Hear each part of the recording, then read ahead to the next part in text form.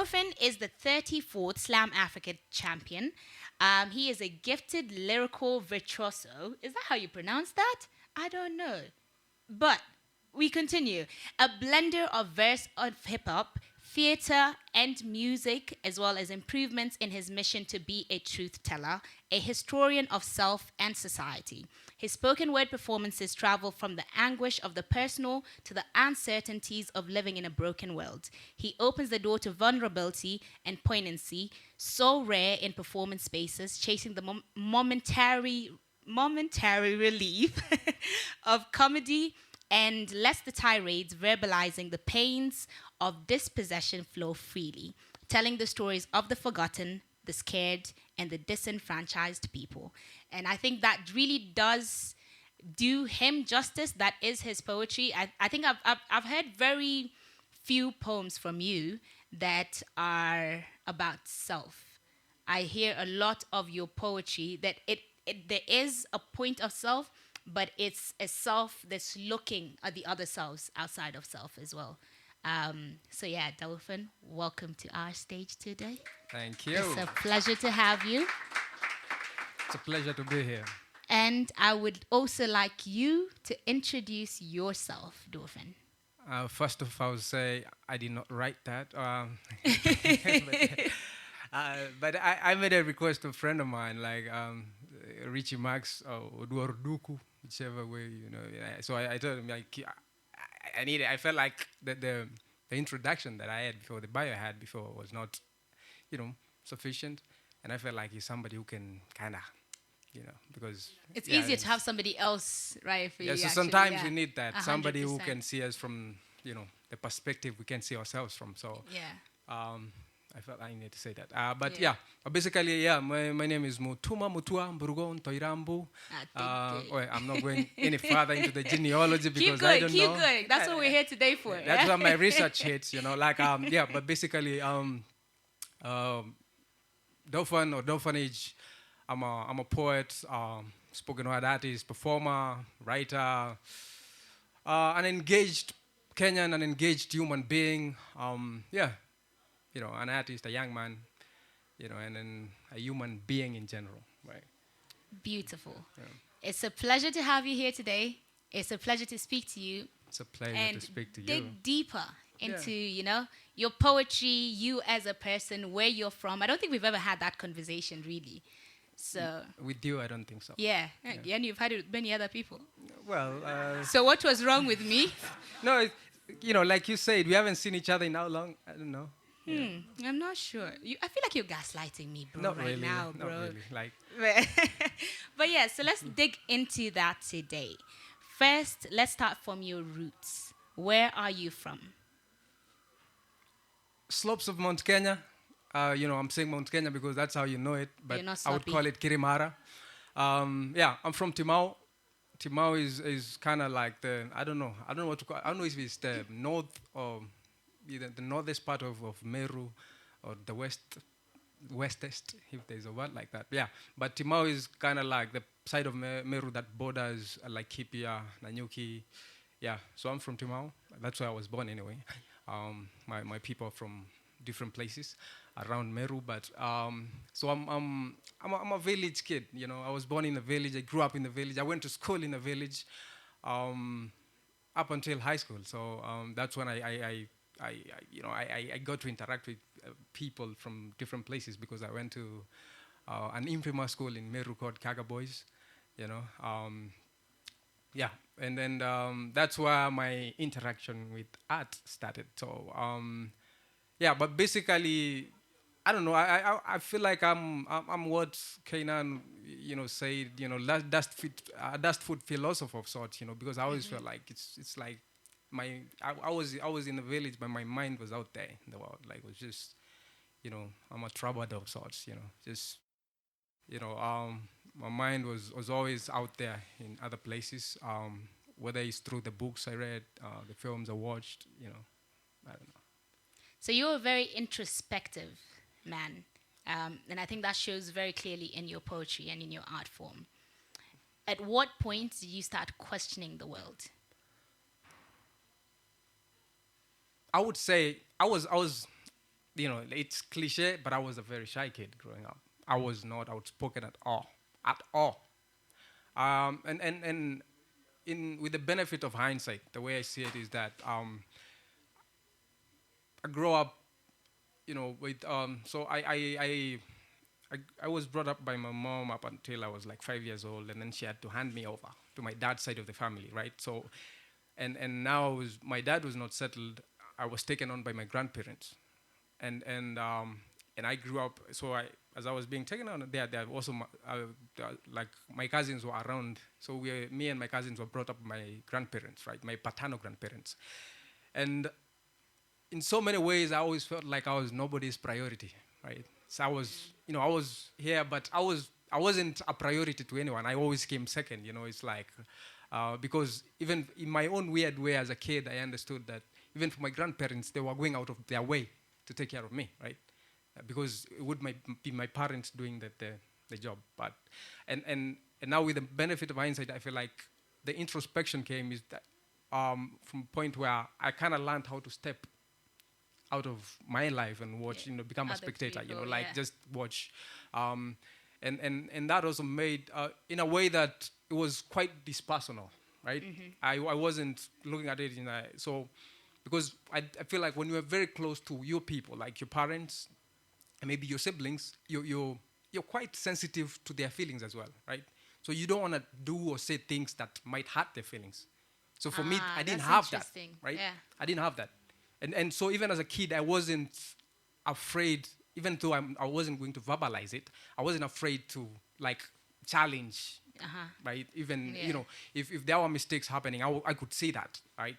I'm not going to speak about it, but I could see that. But also I realized even at that age, I had such a strong sense of justice, right? No, I'm gonna skip like the part where you are going to ask me the story. I didn't tell, but yes. So and bring this up here because when I ran away from home twice, right? When I was in primary school, and both times it was because. And who were you living with at the time? I'm still in my grandparents. Okay. Right. Both times it was because somebody was going to punish me for something I felt I didn't deserve to get punished for. Right? Because I'm just a kid, I can't fight back, right? And because I can't fight back, so I take flight, So I'm not going to wait for you to beat me up for something I feel like either was an accident or I wasn't even a part of that, right? Yeah. Not that we got punished many times, but I always knew when I deserved to get punished, right? And when you didn't, yeah. Yeah, when I didn't, I wasn't going to let it happen. Yeah. At least not if I could help it, right? Yeah. And so I think that sense of justice is something that, has stuck with me. Even now, like, I can see something that, like, I feel like that's not right. That, and that's why I think it comes a lot in my poetry because I want to speak about the things I feel like, no, that's not right, That's something that needs to be challenged or that's something that needs to be addressed, or talked about, yeah. right?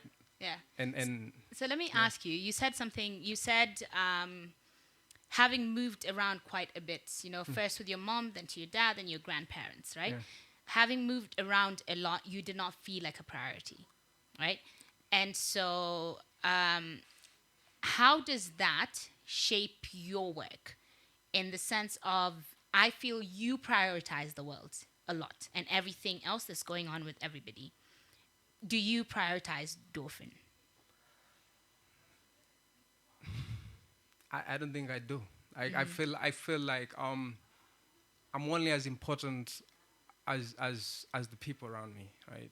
If you're not important, I am not important. And that's why I think the way I look at it is that none of us is special, really.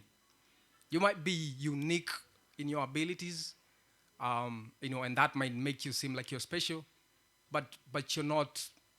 You don't have what you have, or you're not who you are because you're the most deserving person. You're just lucky, right? And I think that's the one part we miss because, we always like this sense of entitlement that comes with capitalism. I've earned this. I studied hard. That's why, I went to the best high school and then I went to the best campus and then that's why I have this job. It was all me. Right? But you realize, because you realize that there's so many mistakes that you've made that you got out of, not because you did anything, but just You because had the you are lucky. privilege. Somebody else made a quarter the mistake you made and never came out of it. Yeah. Right. Yeah. So, 100%. and so I look at that and I'm like, I'm not. My priority is that the world around me is good. If the world around me is good, then I am good, because then I don't have to worry, because I don't have to worry about the next person, because they're okay. 100%. Right? But if I'm the only one who's okay and everybody around me is not okay, I am not okay. That's the reason why the perimeter walls are going higher. There's more CCTV cameras coming up, right? There's more laser wires and electric fences coming up. Why? Because you're the only one who's good, right? And because you're the only one who's good, then you have to keep everybody else out, right? And so, what are you securing yourself from? Yeah. That's the question, yeah. Basically. So let me ask you, ideologically, if at all you fit into any, am I right to say you're anti-capitalism? Completely. Okay.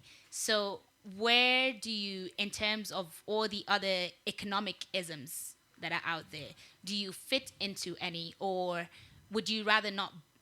Well, let me just leave it open. Do you fit into any, or if not, what is your ideology?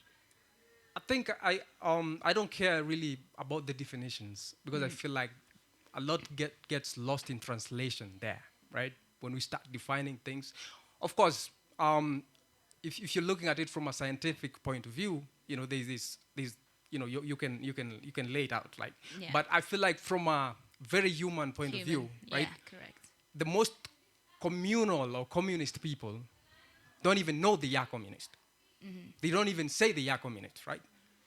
The staunchest feminists don't even say they are feminist. They don't even know they are feminist. They just are. They just are, yeah. Right? So, and in that regard, I feel like if you look, the reason why I can argue that right now things are worse than they were.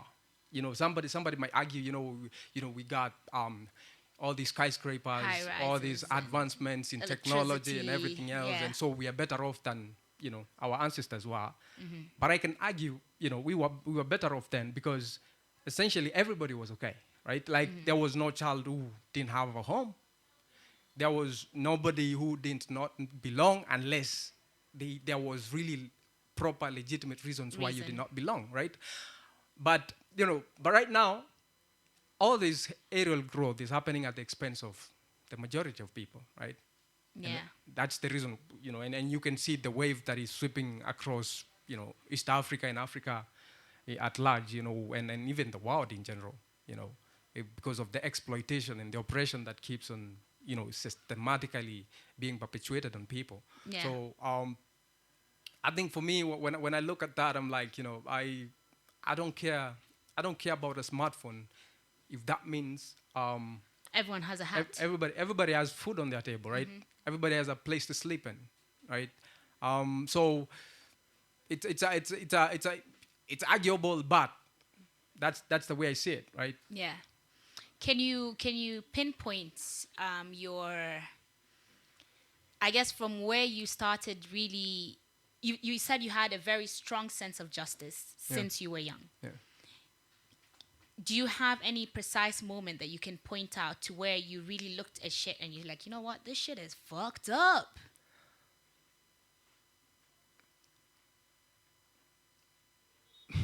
I don't think there's a particular moment where I can. But what I can say is that, okay, even as much as that was happening, I didn't kind of try to, really think of myself as a person until I found an avenue to speak out, because being the shy kid, not outspoken, so I didn't know how to speak back, or or to address something I felt like I wanted to talk about. So mostly as kids, in the context I grew up in, you're just told, right? You're just told, and your job is to listen. Your job is to get serious in school. So for example, even after now, because I didn't have, after my mom passed me on to my dad's side, like now I couldn't access her anymore. Like it was, and then, so if anything I could ask about my mom was like, no, that's that's none of your business. You just focus on your schooling, right? But all those things, they're happening, right? And so when I go to high school, that's like my first time interacting with even music and art at large as an expression. Yeah. Before that, it was just, music ya tu mziki. Before that, I was just reading. Before that, reading was very academic. Like, so even understanding books as a form of expression came in high school now, because now, so I'm interacting with music, and now I'm beginning to feel I could try this someday. And then at some point when I was in Form 3, I get caught up in some mess, and then I'm suspended, like one of those indefinite suspensions where, we had to be made to go with our boxes at home, and then we were told to come back on the day we're coming back is the closing day, like so. Points of no return. Yeah, so and then so basically I was forced to change schools at that point. So I changed schools, and then I'm coming from a provincial school, and then I'm forced to go into this secondary school, divisional school, and when I went there, I found these guys who used to remix popular songs, and before I never used to write before that, like so unless on academic, compositions, inshas, and everything, right? And so these guys are remixing songs like popular songs, and I was like, so I'm coming from that big school, and nobody was doing that, and then there's these guys in some local school, and they're doing this. Like, I think I can do this as well, right? So, and I think so, but I didn't have any foundation on music, or even writing, like, outside of the academic. So, but I started writing what I was feeling like. Yeah. So take us through the first time you write a piece and you perform it to an audience. The process behind that, where you wrote the piece, who you performed it to, how that was. So it's that time now when I find these guys. So I wrote. So for me, as far as I'm concerned, I'm writing a rap, because these guys are rapping. So I'm just writing. That's what's happening, right? And so so we do that, and then some school function we perform, right? So of course a lot of schools are very religious, so it's kind of like religious functions, and movement days and all that. So so I think I continue to write through that. That's Form 3 into Form 4, and then after high school I hook up with these guys like from around my home, and we formed this gospel group, and we started recording songs and stuff. You're a gospel artist at some point. Yeah, like, the journey, the discovery, like and so we do that, and then I think so. I finished high school in 2007, right? Miaka inaonyesha najua sawa. I was about to say. And then 2008, right? I'm like, they're in limbo trying to figure my way forward, right? So that's when we're working on this. So we even do an album, do a few school tours and everything. But then 2009, I joined college, right? And now then, so I'm still writing, right? But I was a part of, the guidance and counseling club. I joined that, and so we started doing outreaches for high schools and stuff. And there's this piece I had written about HIV, I think, and so I used to go and perform, and through that I got to interact with a few artists who are around Meru town now, who are kind of established in the scene and everything. And somebody said, "Yo, you do spoken word." And that time I've never heard of spoken word. I don't know what spoken word is. I'm like, oh, even though I guess yeah, so I'm like, okay, sawa, kama ndio hiyo basi ndio hiyo ndo nafanya, sio? And so I jump into that. So I start, checking out what's happening, what's this spoken word thingy. And I think at the time there was Grapevine at KBC. I don't know if Grapevine is still there. And then I was Grapevine, and this time they had featured Slam Africa. Yeah, and it was interesting, man. Like, and then there was Wamadai as well. The so, oldies. Yeah. So I'm watching this. I'm like, yeah, this is something I would love to be a part of, right? So, but throughout, so I go through my schooling. That time I'm studying IT, which, and as I was there, I was also trying to be very active within the Meru artist scene. I would go and hang out in studios, and then I'd listen to some guy would come and record their song, and then if I like it, I scribble down a verse, and I'm like, acha niekelee hii verse. Let me jump on. Keep it, you don't like it, throw it. Ukipenda ikae kwa song, usipoipenda ni sawa, unajua. Yeah, but basically like through that, like I'm just, you know, kind of learning the ropes of, you know, of the artistry and everything. Yeah. You know, and so, but at the same time, because now this guy is telling me I'm doing spoken word, right? And I don't know of any other spoken word artist around Meru or anywhere else outside of now the guys I've seen on TV. So I was like, you know, I wanted to come to Nairobi, like badly, because now I'm starting to feel like an elephant in the room. Right? Things gonna happen. So, nataka mahali vitu zina happen because I want to get better at this. I also want to, you know, be on more platforms and everything. And so, and that opportunity comes in the beginning of 2012. Yeah. Yeah, 2012. So let me ask you a question before we jump into 2012. Yeah. You, let me tell you, me, if I could just flow, if I could be a rapper, my guy, you would never hear poetry. I swear to God, you would never hear poetry. So, where did you choose to balance between hip-hop and, well, hip-hop is poetry, but between spoken word and rap? I think for me, I wasn't stuck on the form. I was just looking for a comfortable space for me to express myself. Form ni Kenya na feel. Right? Yeah, because I was coming from a point where I felt I had so much I wanted to say, right?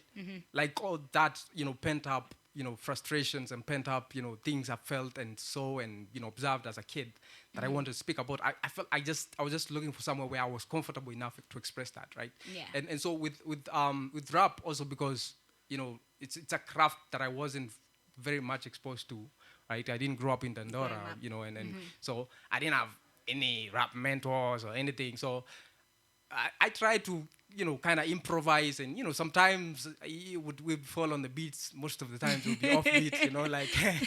So you're like, okay, the times when it falls on the beats, I go with the beat. But when I found spoken word, you know, and now people kind of resonated with the way I was delivering, and then, and it felt very comfortable for me. Yeah. Like, so I was like, now this is home. Even now, you know, once in a while I'll jump on a rap song, you know, like I did a few recordings, like a few months back, you know, that will be dropping soon on somebody's album. Yeah. But you know, once in a while I'm going to rap, right? Yeah. But for me, I think in spoken word, that's where I feel most at home.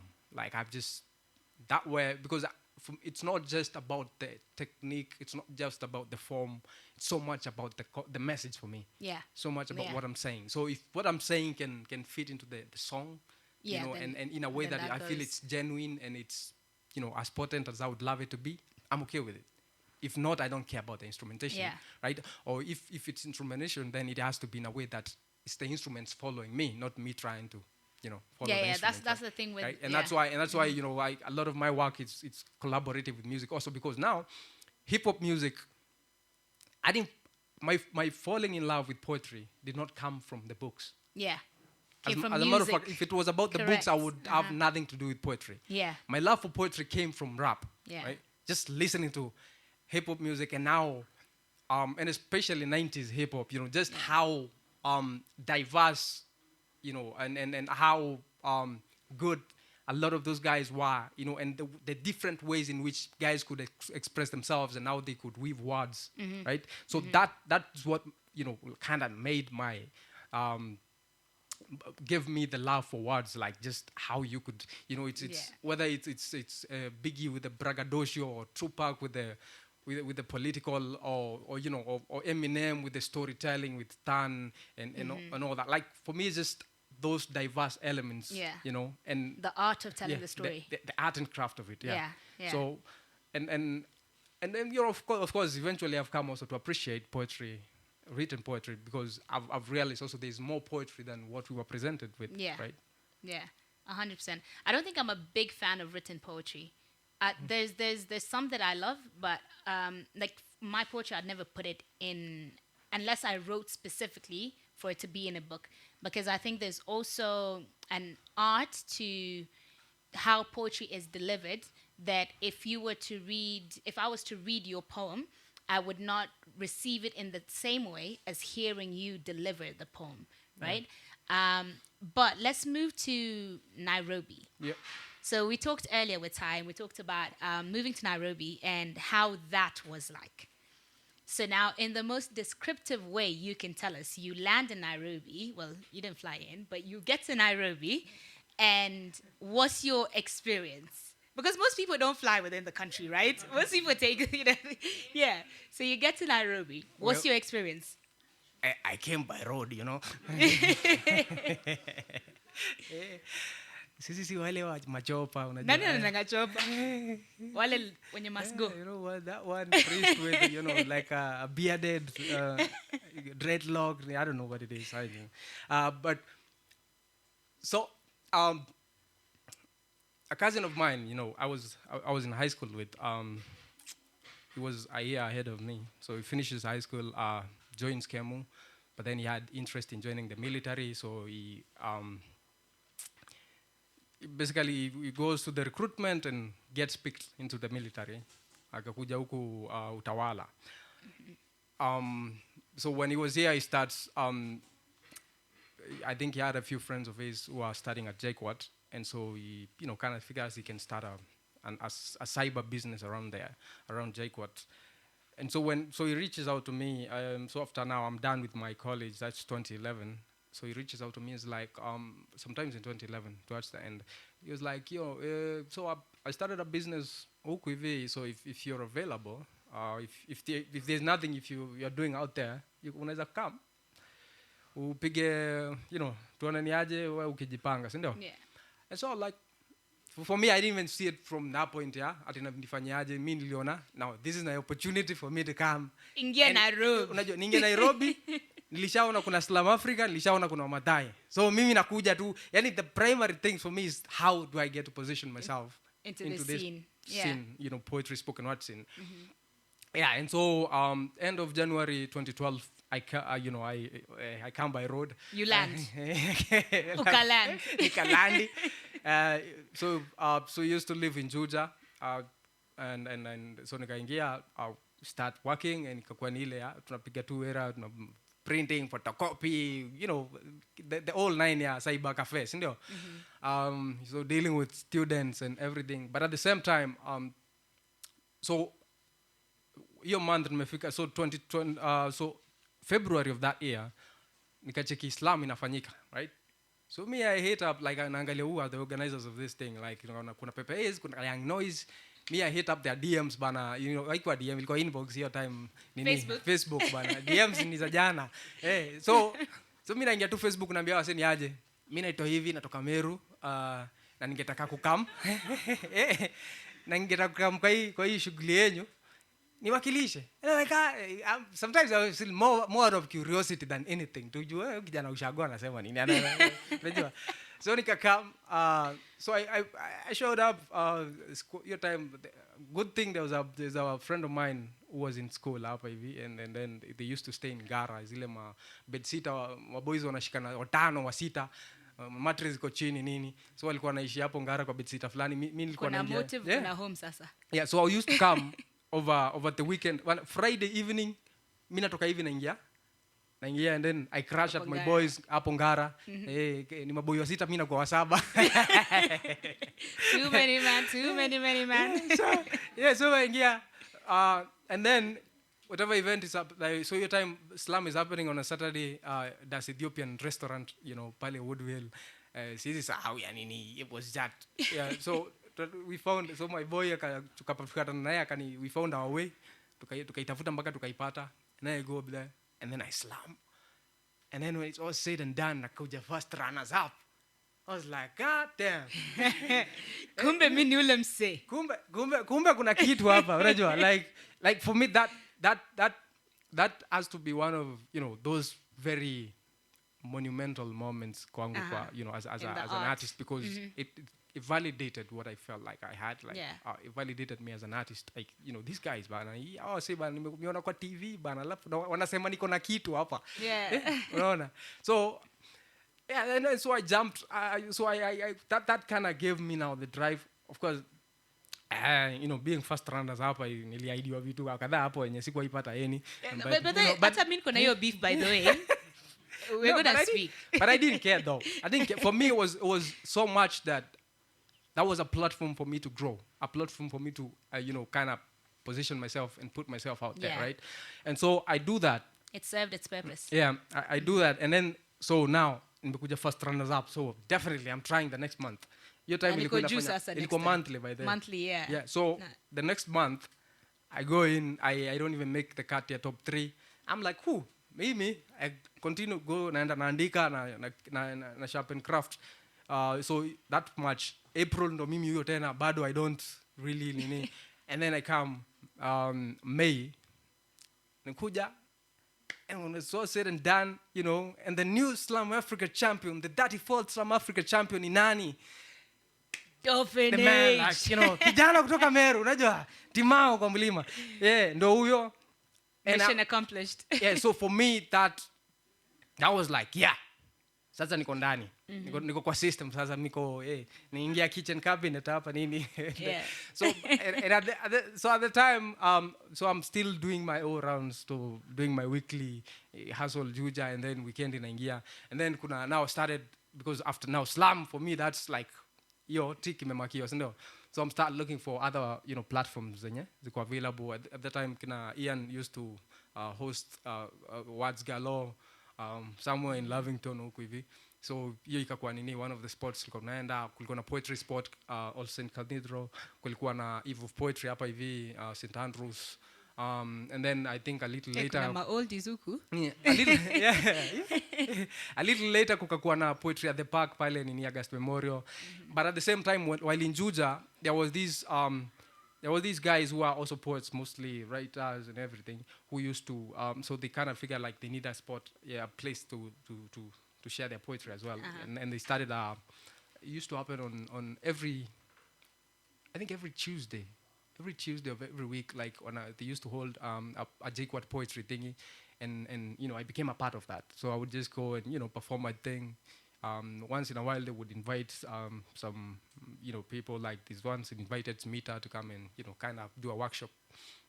So and at the same time there was street poetry happening on Sundays pale via Aga Khan Walk. And then bado kulikuwa na hisia zangu, which was more like what Amka is here, but now hisia zangu was brutal. Like it was you used to submit your poem and then inaprintiwa copies za kila mtu mwenye atakuwa kwa room. Alafu inakuja una keti hapo, poem yako inasomwa. Alafu pale hivi ni kila mtu anapeana opinion yake, na wale si watu wako hapo ati kukuambia umejaribu. It's taken apart yani. So I feel nilipea thick skin, right?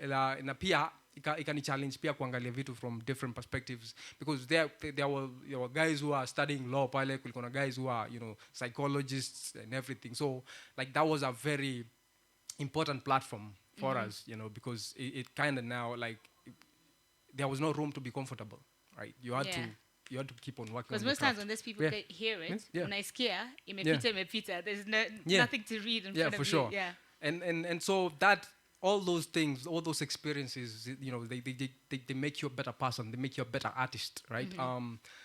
And then bado JQuat, there's this, I don't know, like I think kuna the journey is like a movement, a campus movement, Christian movement, it's very liberal anyway, but it's so iko nini, it's so I think kuna UN, kuna JQuat, kuna KU, right? And so JQuat, so I used to, because it used to happen on Thursdays, and they used to call it coffee bar. Of course, they're Christian, so it's getting drunk on coffee, Yes. So and so I would, I used to go there and also share every other day. And so basically, a lot of those people, hata nilikuja nao kwa poetry, there are people who are following poetry that pretty much is because of me sharing those spaces and in inviting them to poetry events that they are still following on poetry until to date, right? Yeah. And that's 2012, 2013. Yeah. Right? Yeah. And I think those are some of the things that reassure us even when it feels like it's becoming a tough ride. Rough. Right. Now let me ask you. You say you're very proud of your identity and where you're from. As much as you drop it as jokes, I think a lot of people. So like for me, coming to Nairobi, from Nakuru, Minilko, you, hey, me, what is this? These people seem like they know Wagwan out here, yeah? So, a bit shy, whatnot. So some people would try to hide where they're from, right? And try to just fit in. You seem to have come from Meru with a very clear plan. This is the space I want to get into. And this is like over a decade ago. Alafu, now you're in this space, but you came in wanting to contribute to that space. You didn't let the space shape you. Yeah. So tell us about that journey. Was that a very conscious decision that you made? It was a very conscious decision because a shift in my life, like a major shift in my life, happens where I change schools, right? Mm-hmm. Because coming from Kaga boys, right? My grandfather, was a respected figure around Timau, in Meru. So he reached. So he goes in, talks to the principal, right? And I think the principal understands, his point of view. But now the principal, because it's now the acting deputy is the one who kind of suspended us.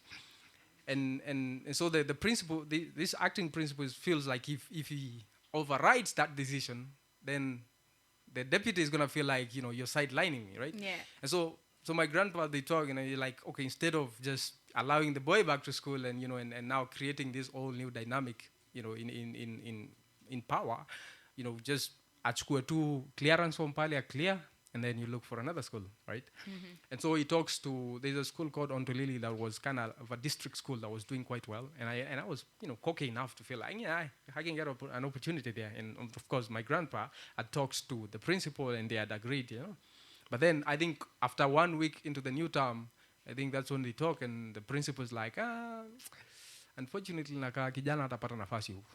And I think, and now you're forced to look for another school. Now I have to go way lower, right? So for me, I think that was a moment of awakening, like a moment of reckoning even for me. Like I was like, now, okay. Because at that time, I'm in a crisis. I'm in a personal crisis because when I joined high school, on top of the adolescence, I started finding things out and understanding a few things about my own life, right? My stories from my family, about my mother, about, all this stuff. And they kind of messed me up in the head. So I kind of went on a very reckless, carefree, mode. So I don't even know how I survived Form 2 in high school because I was like just a rolling stone. I don't know. I was anywhere and everywhere, right? Just nowhere and everywhere, right? But so when that happens and I'm forced now to go into now, the school is called Kisima Secondary School. I think it was like, now for me it was like, okay, now I have to start owning up to my life, right? Because at that time I was blaming everybody. I was angry at everybody and I was blaming everybody for the way my life was, right? I was like, so now I'm starting to own up to my life. And from this point onwards, every decision I make is going to be about me first, right? It's going to be about what I feel like I need to do. Yeah. Right? And where so, you need to go. Because even after high school, my grandfather tries to, get me to join the military. He had the connections to make it happen. But then I was like, nah. At that time, I feel like now I've kind of found my path that is mine, right? So I was like, no, I was like, I'm not a yes sir, no sir kind of person. I go in there, they are going to court-martial me, right? For sabotage or or insubordination or something else, right? So I'm like, no, that's not a part for me, right? Not the one. And most of my peers are the ones who are sent to Somalia anyway, so I... and Haiti. Probably, but Haiti in Makarao, so ilikuwa, yeah. So basically, so I think from that point onwards, like I'm on a very like kind of self-reflective and this self-discovery journey, right? Yeah. And so even as all this is happening, it's kind of now adding on to that, right? I'm still, I still consider, at that time, I'm still very much, a Christian for everything. I'm still, very, I'm a practicing Christian to that. But at some point, I think 2014, 2015, I'm like, now at that point, I think I started questioning this whole thing, like why this whole religion thing. I'm like, because now you start asking yourself, like, so these people who introduced me to this thing, now I'm starting to find out, like, they lied to me on so many occasions, right? So they're telling me this thing is about the truth, but they've lied to me consistently, right? You know, why? What makes me believe that, you know, that it's any different, right? Everything else, but at the same time, I went into the all now historical rabbit hole now, trying to understand the history of this country, the history of the world, and all that. You know, and now you start understanding how colonialism did as a number, you know, on so many levels. And as that happens, you know, I'm stepping out of it, right? So little by little, I'm stepping out of, and I think it's been over a decade now since I stepped into church for the sake of stepping into church. You know, like now. I go to church every Sunday. I go. Allah. I've only gone nowadays. I only go to church because there's an activity there that either there's an event happening, right? Which there's a few poetry events that happen in church, or friends of mine have an occasion there, and they, you know, they're believers. That's okay. That's, you know, I don't mind. I don't mind what your subscription is. So they're believers, and they have an occasion. They have a wedding. They have to be in church. So I will show up, right? I'm showing up for my friends. Yeah. I'm not showing there for, you know, for salvation or not for white Jesus. No, I'm showing I'm showing up for my friends because I also believe in community, and I believe in, you know, you can call it fellowship or whatever, like, you know, but I believe in that sense of community, and I believe that my community doesn't have to be people subscribed in what I subscribe to. 100%. So I respect where you stand as long as you respect where I stand, right? 100%. Right? Dorphan, let me ask you, so is there a specific moment that, you know, at first you start realizing that there's a lot of lies? Like you've been fed a lot of lies. You're like, kumbe, this thing wasn't true. Even this thing wasn't true. Oh, shit, this wasn't true. Oh, shit, everything is a fucking lie. At what point did you get to that? Everything is a lie. It's not just discovering little bits anymore. I think it started way from that point where I like me going into high school. I think that's where everything, you know, the all lies start to unravel. You know, of course, you know, it starts with the personal, with the family things, you know, like, you know. So they didn't tell me about this, right? Yeah. So this is what happened, right? So because some lies, there are lies that are, you know, like somebody just straight up looked you in the eye and lied to you, right? And the other lies that are lies by omission. Yeah. So they just didn't tell you. Nobody told you. Right? So they told you this and that, but they didn't tell you this other part. Probably the part that actually mattered. Yeah. Right? They told you just enough to keep you away from that thing. Yeah. Right? And so it's been like that, like, because even now we're still discovering things, right? Yeah. You know, even now, and of course, the first time you discover something that you thought was a truth, you think the first time you discover it, it's more of a conspiracy theory than it is right. So because because of course, like right now, there's so much disinformation, misinformation happening. So you don't even know what until you know, like you actually dig into things and then you know, start to understand, like, by the way, I see why this is the way it is, right? And I think and basically as an artist, as a poet especially, I feel like it's your mandate to make sure that you know, you're open to learning, right? Yeah. Like it's an eternal journey. Like you never You'll learn be enough. a student, And especially if you have to continue writing, then it means you have to continue on feeding yourself. Like just but at the same time, not just feeding yourself, but also re-educating yourself. Because we've been miseducated enough, right?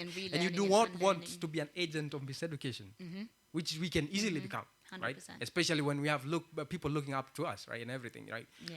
Which is what Hollywood has done so successfully, and you know, and the music industry from the States and everything. You know, it's like, you know, we have all these guys. It's like we've been fans of Diddy all our lives, man. Like now. You know, and R. Kelly, and now you don't know what to feel about his music. You don't know how to feel about him as a person, right? Let me ask you that, actually. With, say, R. Kelly, Diddy, all these people, especially being a hip-hop head yourself, and then being somebody who truly cares about society, when it comes to that conflict, how does that conflict work out for you? I think that the way I try to do it is, you know, I try not to take it personally, like, because essentially the thing about it is that, and the one thing I try to do personally is that I try to hold people to account, right? People around me, like people to account, because I feel like part of the reason why that mess got to evolve into what it became, because nobody was holding this person to account, right? Or or people, so many people are making money of this person that they didn't care, But at the same time, there's another question, about looking at how the U.S. system kind of has influenced a lot of us through the pop culture and everything. Is you ask yourself, like, why is it that they let such characters thrive, right? There's a reason why they are letting the most messed up characters are the ones that become very successful in certain systems, right? Because they need something on you. They don't want you to be successful if they have nothing nothing on you. Like they have no that on you, right? Yeah, basically they want you to be successful if they know they have a way to bring you down, right? Yeah, 100%. It's the reason why even our current president is such a a Cinderella for them, right? Because I can tell you for sure they have receipts for days, right? If that guy today makes a proclamation that he's anti-capitalist, he's anti-imperialist. He's gone. ICC ICC atashikwa hapa hivi akimbizwa ICC. No. When it starts calling him, out, nothing is going to happen. But if they want to, right? And they want that because they want it like that because they have receipts for days, right? Because if you start looking into what happened in 2007 is not an accident. It was a curated, staged everything, right? People bought pangas in preparation, The rhetoric was being, like weaved kwa radio stations, like, unajua, almost Rwanda style, where you're portraying people as cockroaches and all that. So, even that's why when I went to Shags in 2022, when did we have elections? 2022, isn't it? Right? Recently. I went to Shags. I landed, and people were singing this guy's name. I was like, Wagwan here. What world do I live in? Right? Because I was like, 2007 ain't that far, right? Not just that.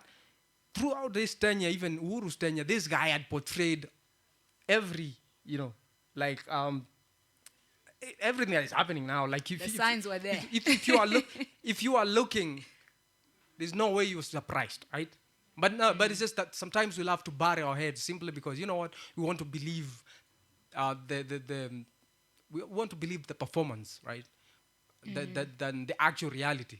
The reality is there for everybody to see, but we love performances, and that's why if you look at the characters we most revere, they're the most, they're the best performers, like this, the most articulate, the guys who dress in flashaways and they have rings and all, Let me ask you, your poetry. So obviously you talk about this a space in your life where you start to question everything. But you had been writing before that. Yeah. So what's been the evolution of your poetry? What were you writing before? And then getting to now? Because I don't think I've heard anything but your revolutionary art. So what did you write before that? And then became politically conscious and then moved into a different space? I think even when I was writing then, it was mostly like what I was observing and the things I felt like. They needed to be talked about. So it's like when I was saying one of the pieces that kind of got people to know me in Meru at the time was about HIV/AIDS and stuff. So just sensitizing people around that. So it was like very general kind of. I would say some of these general issues that really like that don't go very deep. It's the way things are affecting people like on a daily, but without so the it political. Wasn't with less. It was less critical, but still similar. Yeah, so you've never given us booty shaking everywhere. Nah. So we can go back to check it out. I think that is some, as much as. Of course, I'm in high school in that crank era, and there's something about the music of your teenage, like this. and then that's why the whole R. Kelly and P. Diddy thing hurts, you know, because that was the music of our teenage, right? Like at the time when you know there's that R&B crank era, you know, we're in high school and a lot of that music means something to us because that's a lot. Do you still listen to the world's greatest? Because me, I do. I promise you, and I'll bump it on my headphones. Yeah. I haven't deliberately listened to it in a while, but you know, but of course, you know, it's a great song, right? And also now the conversation around how do you consume art, you know, comes up, and it's all other, but the way, from my point of view, is that and even the artists that I've stuck with, right, is that and the artists who have a replay factor, even for me, like the people I always go back to, is that you have to stand behind your words, right? Those are the artists that I feel like matter in my life. Everybody else just, you know, in a pita. Now, how do you know who's standing behind their words? Because a few years ago, maybe 10, 12, 15 years ago, you'd have thought R. Kelly's the man. No, but you see, for him, it was for him. I've never looked at him as a force of influence. Not in, you know, for him it was just entertainment. It was just good music. Yeah, okay, it was just entertainment, right? But you know, the artists that you feel like, if you look at the Bob Marleys and the Tupacs, you know, or you know, even the DMXs, even for DMX, because for me it's not so much about the politics of you know, the general politics, but more so much about the darkness, right? Because I feel like for me, when I look at hip hop, for me Tupac is the poster child for the disenfranchised people, right? And DMX is the poster child for the broken people of the world, right? And that's why what Ty said about poets, you know, sometimes not being their own therapy, I think DMX is a very you know, good example of that, because he helped a lot of people overcome the darkness, but he could never have overcome his own, right? So there's that whole dynamic there where, but for me, I feel like my poetry has been therapeutic to me. Because, I think so too. Right? Yeah, has been therapeutic to me. Like I feel like it's helped me debunk a lot of things that if I didn't have poetry, I'll probably be a very messed up person. So therapy for you first before it becomes for anybody else. But I also feel like before I write about certain things, I've already kind of I've dealt There's with, a process, right? Because also I don't want my poetry to be the one thing I've never wanted to do. I don't want my poetry to be like kind of frustration, like just frustrations. I want somebody to pick something from that they have something that either they're going to learn from, or something that is going to make them feel better or feel like they have seen, right? They're seen, right? Otherwise, you know, it just means I'm just ranting. Yeah, you know, and I feel like I have to deal with the situation first before I can put it into something that's meaningful rather than just a rant. And I think and that's why I always felt like the difference between myself and a lot of, you know, poets, because there's a lot of poets who are really good at just kind of writing in. Somebody's just going to be seated here and they will write about something here. I'm not that kind of poet. Sometimes I kind of challenge myself to do that, right? But for some of my better pieces is I have to sleep on it, right? Yeah. I have to sleep. Marinate. And sometimes the sleeping on it can take years, right? 100%. Depending on what it is, right? And I feel like you have to be patient enough to know that when is the right time, because when the moment comes, you will know. 100%. You will know. Yeah. And if the moment is not there, it's not there. If you try to force it, it will not come out right. It's just going to come out in a way. So Dorphan, you know, being in Kenya and being a very politically vocal individual, like just right now, you just spoke about, in a nutshell, of the system. Yeah. Most people measure their words, right?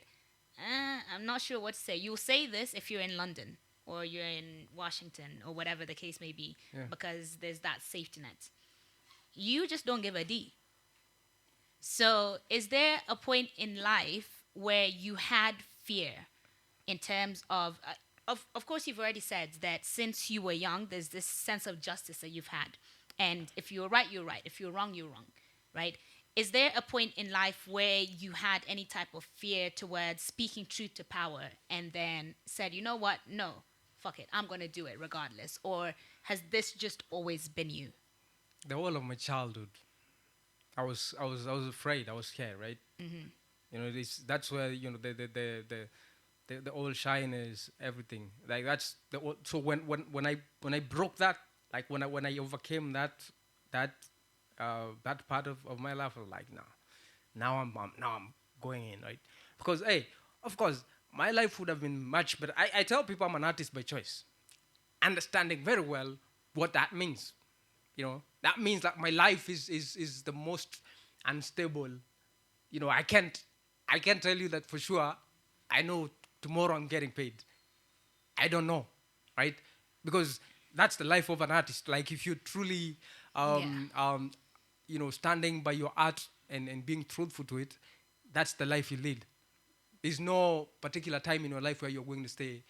Like I know, Nothing I'm is sorted. sure, yeah. I know I'm sorted. No, because one, it's hard enough being an artist, whatever kind of artist you are, right? If you even the mainstream guys, they still go through it. Now, you can top that up with being a political, and revolutionary artist. Your market is much smaller now. Now your space, goes a little, and I think for me, that's why it's important to build communities and build like carved genetic like organic kind of followings, because also I think that the other thing is that even as much as when you are reading all the buzzes and the pulses, of course you want to be the superstar. Wewe ndo unataka kuanguka na machopa mahali design uliona prezo aliland mahali na nini na chopa, wewe ndo unataka siju kwa nameless nini. But I think at some point when the whole aspect of me becoming an artist came about, it was like I understand what this art for me is not. I'm not. That's not the trajectory. No, I'm not trying to be the richest person alive. I probably will never make the cut as far as Yeah. the wealthiest of The people. goals and the riches, yeah. But when it's all said and done, I want my story to be my story. Yeah. Just mine, right? And I want my story to be something that people can, that has an impact. Yeah, can resonate with, and I want my art to be the kind of art that can outlive me, right? Yeah. So because however way I look at it, even if I do it scared, I'm not guaranteed about tomorrow anyway. So, right? So what's of course it's okay to be scared. There's always concerns about this and that, but when it's all said and done, none of us knows, right? What your day looks like. You could step out of this place and never get home, right? So I think the question for me is when it's all said and done, and I'm back home in the evening, and I look at myself in the mirror, do I recognize the reflection on the other side? Who is that? Yeah. Right? Because the day I will know, I really like messed up, is the day I will look in the mirror and I'll be like, who's this? You don't recognize yourself. And yeah. that's something I cannot I am not ready for. Yeah. Right? So I would rather just, like stand my ground, live by my principle, and live scared or live, because nothing that is worth anything. That doesn't require courage. Yeah, it comes out easy. Yeah. Yeah. Before we throw it to the audience, I have one question for you. What would an ideal Kenya look to you? If you could draw a picture of an ideal Kenya, what would that look like to you? I think an ideal Kenya wouldn't exist, right? An ideal Kenya would be a part of Africa, of an integrated Africa, where and that would be an Africa that is anti-imperialist, anti-capitalist, an Africa that is feminist, and an Africa that is that is pro people, like it's about the people, basically, right? So because, like I said, I don't care about this, right? When it's all said and done, none of us goes with this anywhere. Like just any place you come to, are the people good though? Is the question? Yeah. Yeah. But the question is, right? The question is, like, you look at Nairobi that was here, like the Nairobi of 40 years ago or 30 years ago, and Nairobi today. Because even this is not permanent. It might look like it is, but it's not. Yeah. Right? It probably in the next 30, 40 years, they will have the whole idea of architecture will not be, right? It's like older Nairobi is under new Nairobi, right? You see it happening. What do they do? They put up iron sheets around a building. The next day, the building is gone. By the next month, there's a new high-rise that is all glasses and bricks, right? So, and then but the people who used to live in that particular, who used to work in that particular building, they would have told you, yeah, this is a permanent structure. It's not permanent, right? Yeah. Nairobi is not that old. Nairobi is 124 years old. If you look at Nairobi right now, it might look like it's been here for decades or for lifetimes, right? But Nairobi is not that old, right? This, like there are people right now there are people who've interacted with people who are here before there was a Nairobi. Yeah. Right? So and before that, you have to look at Nairobi like Nairobi was just a swamp. There was so many hippos out here. There was, like that's why a lot of the places in Yazjajengwa are swamps too. No, because that's what it used to be, right?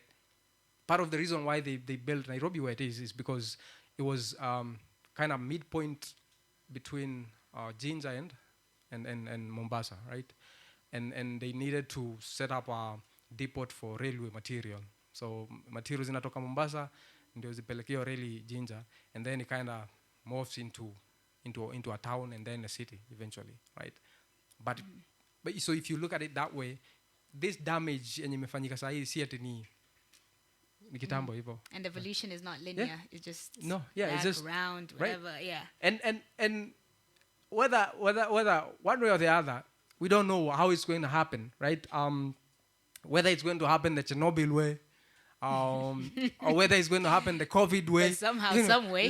Nature, there's enough examples in history to show that nature reclaims itself. 100%. If you take people out of Nairobi, in the next 5 years, I'm telling you, this will be a forest, right? Easily. Look at it this way. Chernobyl right now, right? The nuclear site, whatever, was just 86. No, that's when the power reactor exploded, right? And right now, people, you can't live in Chernobyl, right? It's not going to be habitable for human beings probably for the next century. But right now, there are animals. There are horses, there are dogs, there are, like it's in our Rome too. No. So we are the weakest living things there is. Simply because we have a mind that's probably bigger than a brain that's bigger than most animals. But physically we are probably the weakest.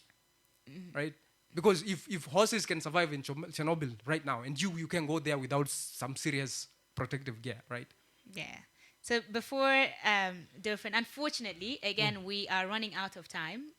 We could do this forever. No, these things never end. Right? Yeah. So we'll throw it to the audience. Any questions from the audience? We'll take 2 questions.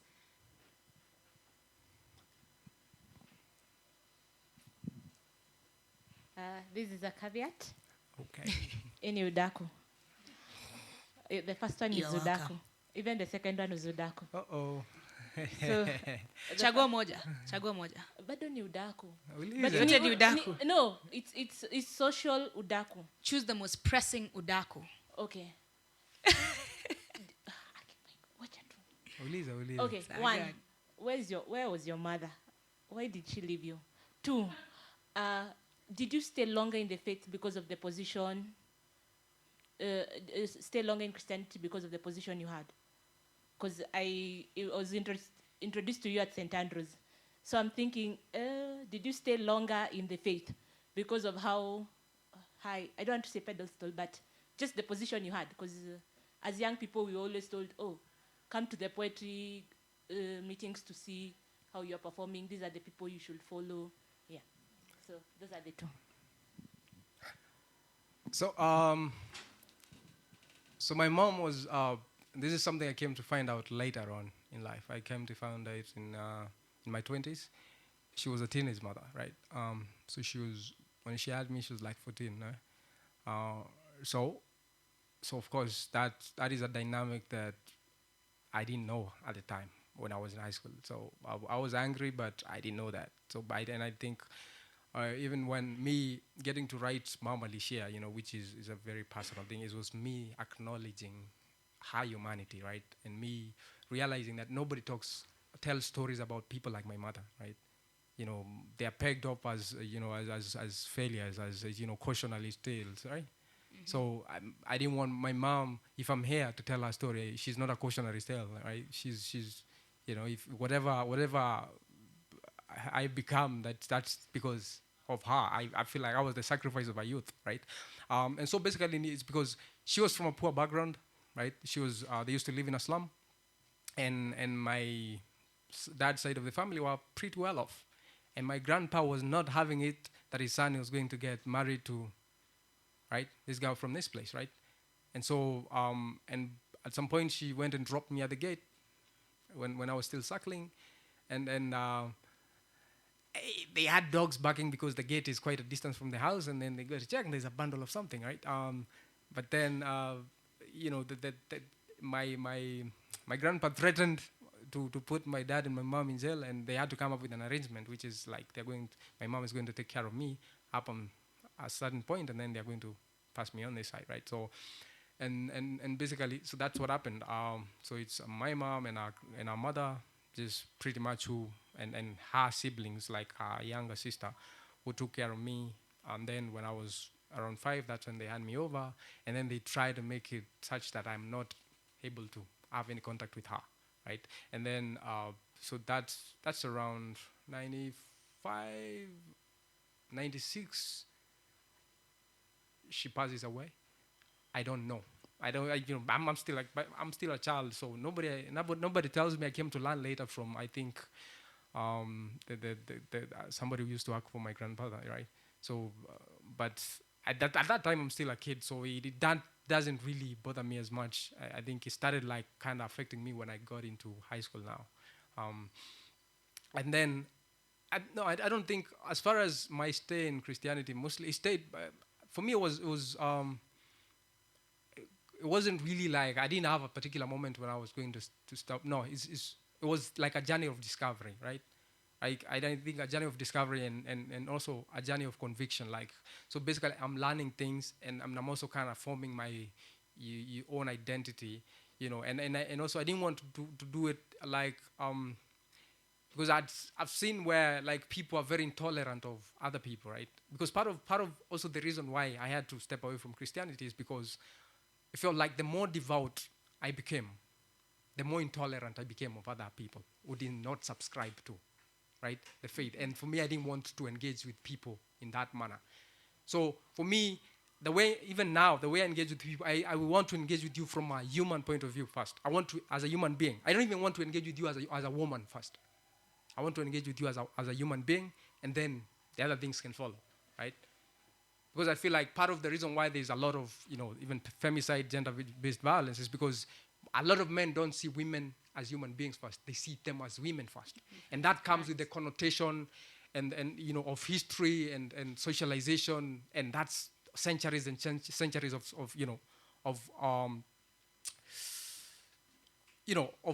those experiences, right? So it means if I'm seeing you as a woman, I'm seeing you through the lens of society and culture that says a woman is less than a man, right? And so I don't regard you from an equality point of view, right?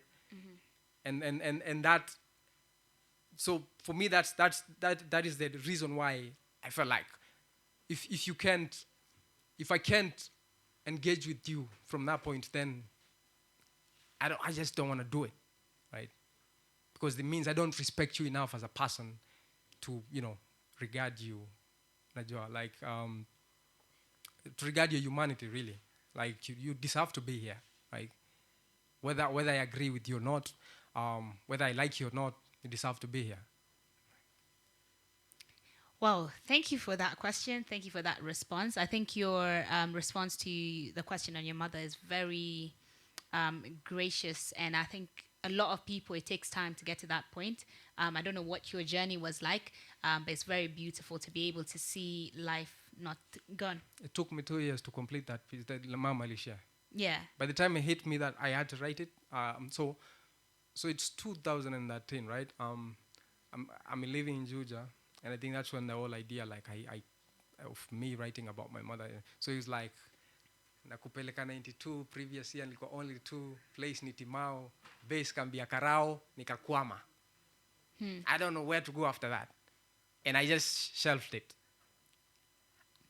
But then, good thing is, so I went back to Shags, and then I got to talk to my mom's sister, and I got to talk to a few other people who knew my mom. And so, like 2 years later, that's when now I have like, so I go back to the 4 lines. Yeah. And now so when I write it, and when I finished it, I'm like, yeah, now. But now this is exactly the piece. This has become the piece it needed to be, right? And yeah, so. And it was also a reflection of your inner and your own journey. For sure. With that. For sure. Now that's beautiful. We don't have any more room for any other question.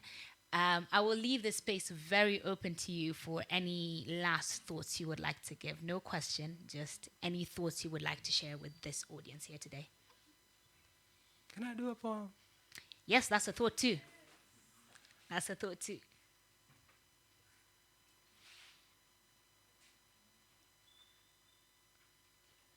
Nikiandika, mini daraja. Makutano ya uzee na ujana. Ni milima pekee haiwezi patana. Nikiandika, leta bongo kwa karakana. Frankly, mini fundi na spana nikichana. Constantly kwenye kona.